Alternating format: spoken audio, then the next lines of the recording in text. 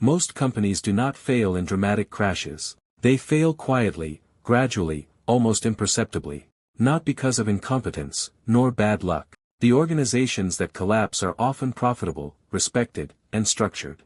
Their systems appear resilient, their leadership confident, their performance consistent. Yet, beneath stability lies a hidden fragility. A single decision, logical and rational at the moment, can set a chain of events that slowly undermines everything.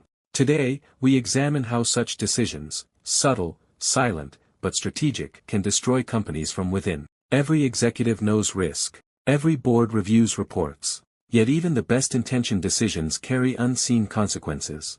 Long-term survival is rarely threatened by external forces. It is the accumulation of internal choices, small and seemingly safe, that quietly erodes adaptability. Success is a paradox. The very achievements that elevate a company can later constrict it. As organizations scale, they optimize. They standardize processes, reduce experimentation, and emphasize efficiency. Metrics and KPIs dominate board meetings. Predictability becomes the primary goal. Optimization improves operations, yet it also builds rigidity. Processes that once enabled speed now hinder adaptation. Innovation is tolerated, but often penalized for risk. Employees learn that deviation is costly. Leadership begins defending the past, prioritizing control over curiosity. This is the first stage of decline, success transforming into complacency. Companies stop challenging their own models, assuming that what worked yesterday will suffice tomorrow. When the system discourages questioning, the seeds of failure are already planted. Critical decisions rarely appear dangerous. They are framed as responsibility, prudence, or foresight. An executive might argue, we must protect current revenue streams. Operational risk cannot be ignored. Focus on efficiency and consistency. All are logical. All seem necessary. All appear safe. Yet rational decisions often have hidden costs. Optionality decreases. Future opportunities are constrained. Innovation slows. A seemingly harmless choice can set in motion a slow decline, one that compounds over years. History is filled with companies that made the safe choice, only to discover that preservation became stagnation. The cost of rationality without foresight is often invisible, until it is irreversible. Intelligence alone cannot prevent decline. Leaders, like all humans, are vulnerable to bias. Loss aversion favors the familiar over the uncertain. Confirmation bias filters inconvenient data. Fear of criticism suppresses dissent. Warning signs are reframed as anomalies. Innovation is perceived as unnecessary disruption. The organization develops a preference for predictability over adaptability. Rational thought, combined with cognitive bias, accelerates fragility. Brilliant leaders can inadvertently accelerate decline through logical but short-sighted choices. Even the most capable leadership is not immune to unseen risks.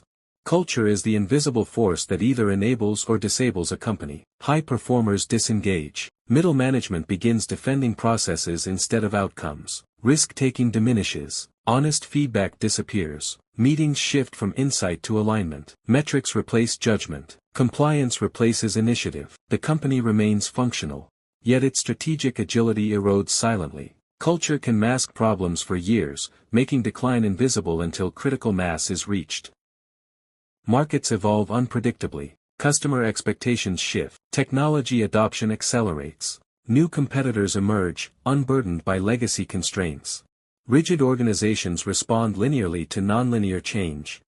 By the time decline is measurable, competitive advantage has often vanished. Rebuilding requires resources, time, and strategic clarity. Commodities that may no longer exist. External threats often exploit internal inertia. Crisis eventually forces action. Leadership demands rapid innovation. Teams are pressured to deliver results without autonomy. Activities multiply. Focus diminishes. Execution quality suffers. Motion is mistaken for progress. Urgency replaces strategy. Without structural flexibility, speed amplifies dysfunction rather than solving it. Crisis exposes hidden weaknesses, but panicked responses rarely restore strategic balance. Turnarounds fail not from lack of effort, but from misunderstanding cause and effect. Culture resists change. Processes punish deviation. Critical talent has already departed. Successful recovery requires structural redesign, decentralized authority, restored experimentation, rebuilt trust. Most companies cannot implement these adjustments fast enough. Surface fixes can delay collapse but cannot prevent it. The most dangerous decision is not risk-taking. It is assuming that past success guarantees future survival. Long-term survival demands continuous questioning of assumptions, embedding flexibility in processes, encouraging dissent and experimentation, treating learning as permanent, not optional. Organizations that thrive understand that success is temporary and fragile. Adaptation is a discipline, not a project. Every decision shapes the organization's capacity to survive. Companies do not fail because markets change. They fail because decision-making frameworks stop evolving.